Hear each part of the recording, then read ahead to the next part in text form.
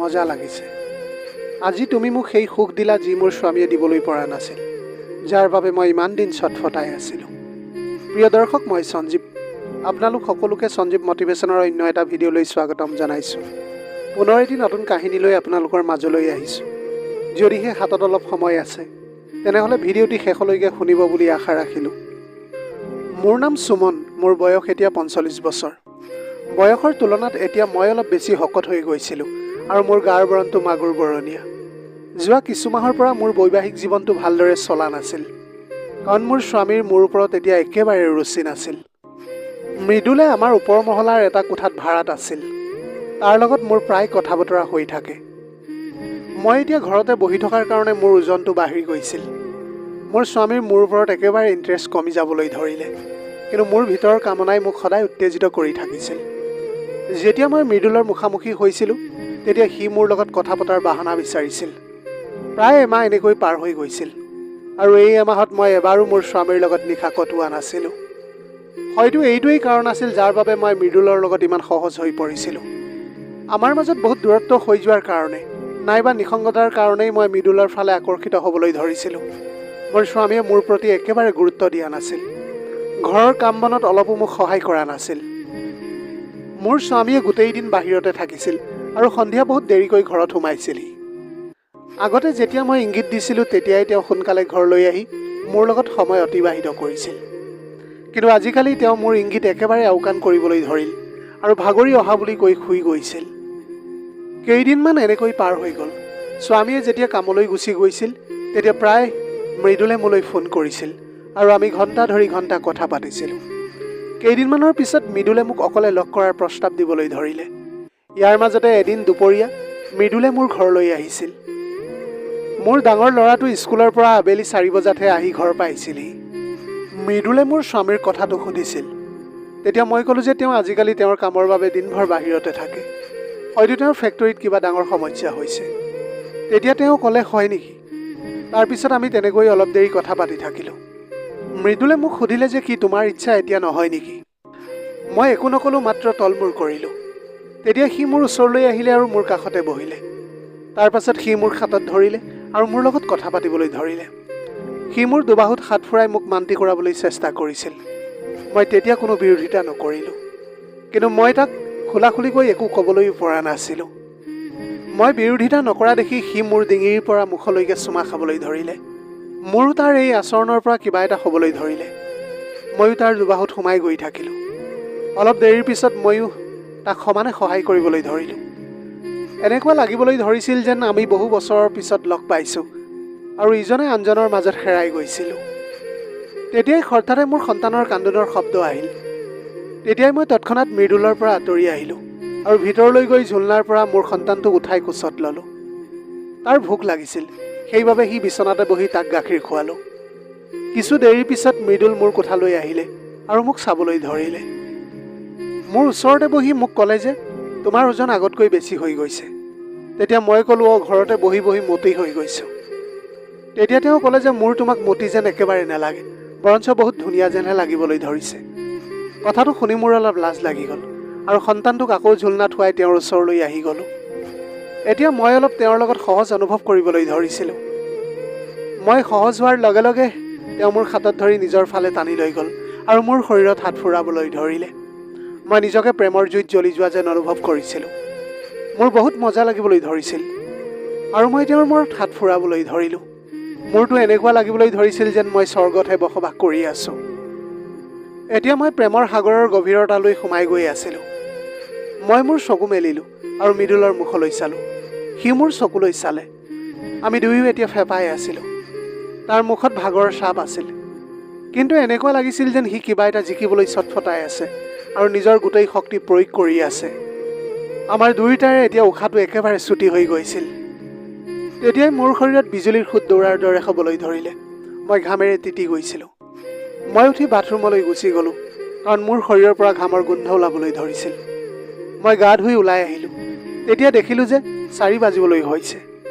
মই মৃদুলক ক'লোঁ, এতিয়া তুমি তৎক্ষণাত ইয়াৰ পৰা গুচি যোৱা। সি তেতিয়া লগে লগে তাৰ পৰা গুচি গ'ল। এনেকৈ পিছদিনাও মোৰ স্বামী নিজৰ কামৰ বাবে ঘৰৰ পৰা বাহিৰত থকাৰ কথা আছিল। সেইবাবে মৃদুল আৰু মই আকৌ লগ হ'লোঁ। এনেকৈ প্ৰায় 10 দিনলৈকে চলি থাকিল। কাৰণ পৰিস্থিতি এনেকুৱা হৈছিল যে স্বামীয়ে যেতিয়াই তেতিয়াই কামলৈ যাবলগীয়া হৈছিল। সেইদিনা মোৰ স্বামীয়ে কিবা ট্ৰেইনিঙৰ কাৰণে বাহিৰলৈ যাবলগীয়া হৈছিল। সদায় আমি দুপৰীয়া লগ হৈছিলোঁ। সন্ধিয়া 5 বজাৰ পৰা সন্ধিয়া 7 বজালৈ মোৰ ল'ৰাটো টিউচনলৈ গৈছিল। সেইকণ সময়তো আমি সময় মিলাইছিলোঁ। এতিয়া দিনভৰ মই তাৰ কথাবিলাককে ভাবিবলৈ ধৰিলোঁ। মোৰ নিচাহৰ দৰে হৈ গৈছিল। পিছৰ সপ্তাহত স্বামীৰ শ্বিফ্ট সলনি হৈ গ'ল। এতিয়া তেওঁ দুপৰীয়া যাবলৈ ধৰিছিল। সেইবাবে মৃদুলৰ লগত এতিয়া সময় মিলাবলৈ পৰা নাছিলোঁ। এতিয়া মই অনুমান কৰিছিলোঁ যে এতিয়া আৰু লগ কৰিবলৈ নোৱাৰিম। মই পাকঘৰত খানা বনাবলৈ ধৰিলোঁ। মোৰ কাম প্ৰায় শেষ হ'বলৈ হৈছিল। ৰাতি 8 বাজিছিল। তেতিয়াই মোৰ ল'ৰাই মোক খানা বিচাৰিলে আৰু মই তাক খানা খুৱাই দিলোঁ। মই মোৰ ভাতবিলাক ঢাকি থৈ মোৰ সৰু ল'ৰাটোক গাখীৰ খুৱাবলৈ ধৰিলোঁ। তেতিয়াই মন কৰিলোঁ যে মোৰ ডাঙৰ ল'ৰাটোৱে কিতাপখন মেলি থকা অৱস্থাতে টোপনি গুচি গ'ল। তেতিয়া মই তাক উঠাই অন্য এখন বিচনাত শুৱাই দিলোঁ। ইফালে সৰু ল'ৰাটোও শুই গৈছিল। তাৰপিছত মোৰ মনলৈ আহিল যে মৃদুলক ফোন কৰোঁ। তেওঁ ক'লে যে এতিয়া তেওঁ নিজৰ কোঠাতেই আছে। তেওঁ মোক চাদৰ ওপৰলৈ আহিবলৈ ক'লে। তেতিয়া মই ক'লোঁ যে স্বামী যিকোনো সময়তে আহিবলৈ পাৰে, সেয়েহে মই যাবলৈ নোৱাৰিম। কিন্তু তেওঁ ক'লে যে অলপ সময়ৰ কাৰণে আহি যোৱা। মই চাদৰ ওপৰলৈ যাবলৈ ধৰিলোঁ। তেতিয়া মই ভাবিলোঁ যে স্বামীক ফোন কৰি সুধি লওঁ তেওঁ কেতিয়া আহিব। তেতিয়া মই তেওঁক ফোন কৰিলোঁ। তেওঁ ক'লে যে 9:30 মান বজাত ওলাম, তেতিয়াহে 10:30 মান বজাত বা 11 মান বজাত গৈ পামগৈ। মৃদুলৰ কোঠাটো সকলোতকৈ ওপৰত আছিল। আমি চৰ্তৰ ওপৰত কিছু দেৰি কথা পাতিবলৈ ধৰিলোঁ। তেতিয়া মৃদুলে ক'লে যে ব'লা মোৰ কোঠাত গৈ চাহ খাওঁ। আমি কোঠালৈ গ'লোঁ। সি 2 কাপ চাহ কৰিলে আৰু আমি চাহ খাই কথা পাতিবলৈ ধৰিলোঁ। সি কথা পাতিয়েই ক'লে যে এনেকুৱা লাগি আছে যেন আজি কিবা এটা আধৰুৱা ৰৈ গৈছে। ময়ো মিচিকাই ক'লোঁ যে হয়তো মোৰ মৰম পোৱা নাই, সেইকাৰণে চাগে। সি তেতিয়া ক'লে যে তেনেহ'লে এতিয়া দিয়া। মই ক'লোঁ আজি নহয়, মোৰ স্বামী আহিবলৈ হৈছে। তেতিয়া সি ঘড়ীটোলৈ চাই দেখিলে যে 9:30 বাজিলে। সি ক'লে যে এতিয়াও বহুত সময় আছে, আমি সোনকালে কৰিম। মই মানা কৰিলোঁ, কিন্তু সি দৰজাখন বন্ধ কৰি দিলে। মই বুজি পাই গ'লোঁ যে সি আৰু নামানিব। সেইবাবে সোনকালে কৰিবলৈ দিয়াটোৱেই ঠিক হ'ব। মই তাক ক'লোঁ যে তুমি এনেকৈ কৰিলে বহুত দেৰি হৈ যাব। যি কৰিবলৈ আছে সোনকালে কৰা। বাকী যেতিয়া সুবিধা পাম তেতিয়া ভালকৈ কৰিম। সি মোক সুধিলে তুমি ঠিকেই আছানে? একো অসুবিধা নাইতো? মই ক'লোঁ নাই, কোনো অসুবিধা নাই, আৰু হ'লেও তোমাৰ বাবে সকলো সহ্য কৰি ল'ম। কিন্তু এতিয়া সোনকালে কৰা, নহ'লে দেৰি হ'লে সমস্যা হ'বলৈ পাৰে। মৃদুলে মোক ক'লে যে এতিয়া তোমাৰ অবিহনে এটা দিনো ভালকৈ পাৰ কৰিবলৈ পৰা নাই। মই তাক ক'লোঁ এনেকুৱা কৰিলে কেইদিনমানতে সকলো মজা শেষ হৈ যাব। মাজে মাজে কেতিয়াবা আঁতৰি থাকিবলৈ লাগে। তেতিয়া মৃদুলে ক'লে যে এইটো বাৰু ঠিক কথাই কৈছা, কিন্তু কি কৰিম, মনটোৱে একেবাৰে নামানে। মই তাক ক'লোঁ যে মনটোক মনোৱাবলৈ চেষ্টা কৰা। তাৰপিছত সি পিছদিনা সন্ধিয়া লগ কৰাৰ কথা ক'লে। আমি সন্ধিয়া আকৌ লগ হ'লোঁ। এনেকৈ 2-4 দিন পাৰ হৈ গ'ল। এদিন মই মৃদুলক ক'লোঁ আজি দুপৰীয়া মই অকলে থাকিম। তেতিয়া সি ক'লে যে মোৰো আজি অফিচত বিশেষ কাম নাই, ময়ো গৈ আছোঁ। প্ৰায় 2 মান বজাত সি মোৰ ঘৰলৈ আহিলে। আহিয়েই সি মোক জোৰেৰে সাবটি ধৰিলে। তাৰপিছত এখন সৰু মোনা মোৰ হাতত দিলে আৰু ক'লে যে আজি তোমাৰ বাবে গিফ্ট এটা লৈ আহিছোঁ। মই এতিয়া বৰ আগ্ৰহেৰে গিফ্টটো খুলিলোঁ আৰু যি দেখিলোঁ সেয়া দেখি আচৰিত হৈ পৰিলোঁ। গিফ্টটোত যি আছিল সেয়া কাপোৰ নহয়, বেলেগহে কিবা আছিল। মই হাঁহি সুধিলোঁ এয়া কি? সি ক'লে আগতে পিন্ধি চোৱা। মই এতিয়া মানা কৰিলোঁ, কাৰণ বেগটোৰ ভিতৰত যিবিলাক কাপোৰ আছিল সেয়া স্কুলত পঢ়ি থকা সৰু ছোৱালীৰ দৰে লাগিছিল, কিন্তু সেইবিলাক মোৰ চাইজৰে আছিল। সি মোক কাপোৰযোৰ পিন্ধিবলৈ জেদ কৰিবলৈ ধৰিলে, কিন্তু মই মানা কৰি আছিলোঁ। তাৰপিছত মই তাৰ সুখৰ কাৰণে কাপোৰযোৰ পিন্ধিবলৈ মান্তি হৈ গ'লোঁ। প্ৰথমতেতো মই মনতে হাঁহিছিলোঁ। তাৰপিছত ভাবিলোঁ যে মানুহে প্ৰেমত পৰিলে কিমান যে অদ্ভুত হৈ পৰে।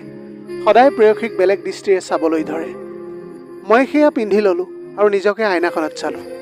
মোৰ নিজৰ ওপৰতে ইমান হাঁহি উঠিছিল যে কি ক'ম, কিন্তু মই সঁচাকৈ বহুত ধুনীয়া দেখিছিলোঁ। মই এতিয়া ভাবিলোঁ যে যদি সি মোক এইটো ৰূপতে চাবলৈ বিচাৰে, তেনেহ'লে মই তাৰ সন্মুখলৈ এনেকৈয়ে যাম। যেতিয়া মই বাহিৰলৈ আহিলোঁ, তেতিয়া মৃদুলে মোক দেখি একেবাৰে থৰ লাগি ৰ'ল। সি মোৰ ওচৰলৈ আহি মোক দুবাহুৰ মাজত লৈ ল'লে আৰু ক'লে যে আজি তোমাক পৰীৰ দৰে লাগিছে। সি মোৰ হাতত ধৰিলে আৰু আমি দুয়ো ভিতৰলৈ বুলি গুচি গ'লোঁ।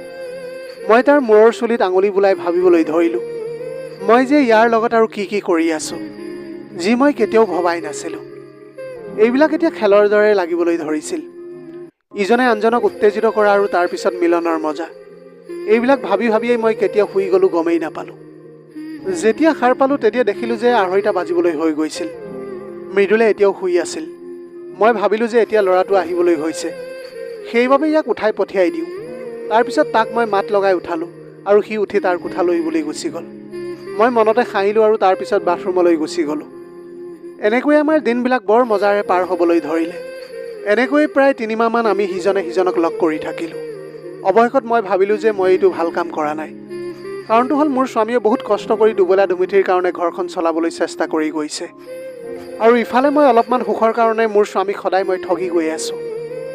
অৱশেষত মৃদুলক মই আহিবলৈ বাধা কৰি দিলোঁ। সেইবাবে মোৰ স্বামীক আগতকৈ মই বহুত ভালকৈ আদৰ সাদৰ কৰিবলৈ ধৰিলোঁ। এতিয়া আমাৰ পৰিয়ালটোৱে খুব সুন্দৰভাৱে আমি জীৱনবিলাক অতিবাহিত কৰি আছোঁ। প্ৰিয় দৰ্শক, সৰু এটা ষ্টৰী। যদিহে ভাল লাগিল তেনেহ'লে লগৰ বন্ধু বান্ধৱীসকলৰ মাজত শ্বেয়াৰ কৰিবলৈ নাপাহৰিব। আপোনালোকৰ গোটেই জীৱনটো হাঁহিৰে উপচি পৰক। পাৰিলে দুখীয়াজনক অলপ সহায় কৰিবলৈ চেষ্টা কৰিব। আপোনালোকৰ অকণমান সঁহাৰিয়ে যদি কোনোবা এজন দুখীয়াৰ জীৱনটো সলনি কৰিবলৈ পাৰে, তাতকৈ পুণ্যৰ কাম আৰু এইখন পৃথিৱীত একোৱেই হ'ব নোৱাৰে। Have a nice day.